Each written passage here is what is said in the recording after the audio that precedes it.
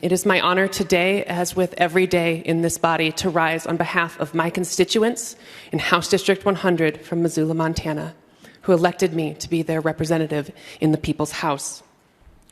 Today, I rise in defense of those constituents, of my community, and of democracy itself.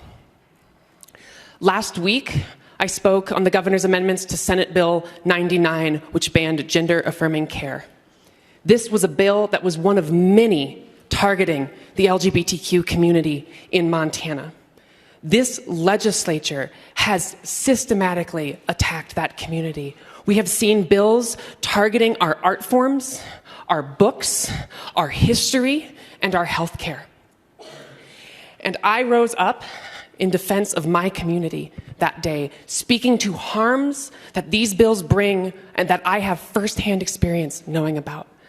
I have had friends who have taken their lives because of these bills. I have fielded calls from families in Montana, including one family whose trans teenager attempted to take her life while watching a hearing on one of the anti-trans bills. And in that hearing, our caucus pleaded with the Republican chair of the Judiciary Committee to not allow certain testimony, to keep decorum. And we were told a lot of people have a lot of opinions on these things.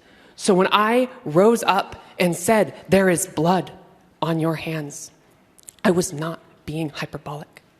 I was speaking to the real consequences of the votes that we as legislators take in this body.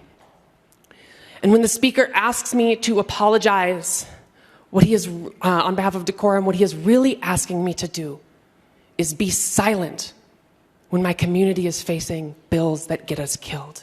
He is asking me to be complicit in this legislature's eradication of our community, and I refuse to do so, and I will always refuse to do so.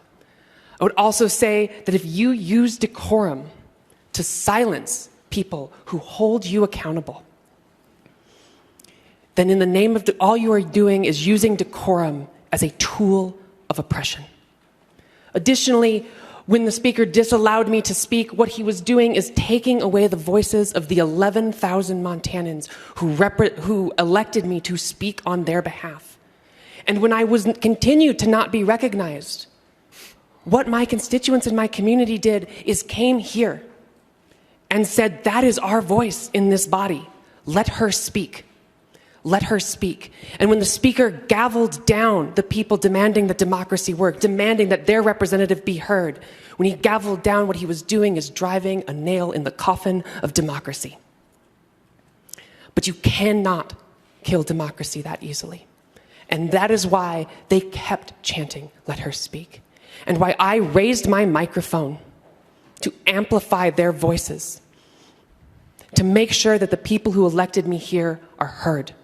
And that when this body seeks to pass bills that harm our community, that get us killed, that this body is held accountable for those actions. I'm not sure what comes next here, but what I will say is I will do what I have always done. I will rise in support of my community.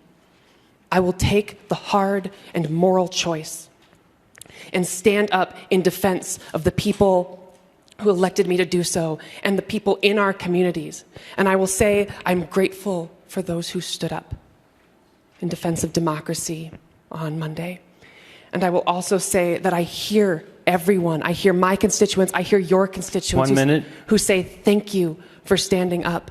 And while there were comments about safety, I would say that the protest was peaceful. And I would also say that when we talk safety, we think about the safety that our bills bring or don't bring. Because you say there was staff endangered, but I know in this building, in the quiet hallways when it's just me, the staff come up to me and they say thank you. They say thank you for defending our community because they have loved ones who these bills attack, who these bills hurt. And I will always stand up for them. And I will always, no matter what happens today, stand up for democracy in the state of Montana. Thank you. Hi everyone, George Stephanopoulos here. Thanks for checking out the ABC News YouTube channel. If you'd like to get more videos, show highlights, and watch live event coverage, click on the right over here to subscribe to our channel, and don't forget to download the ABC News app for breaking news alerts. Thanks for watching.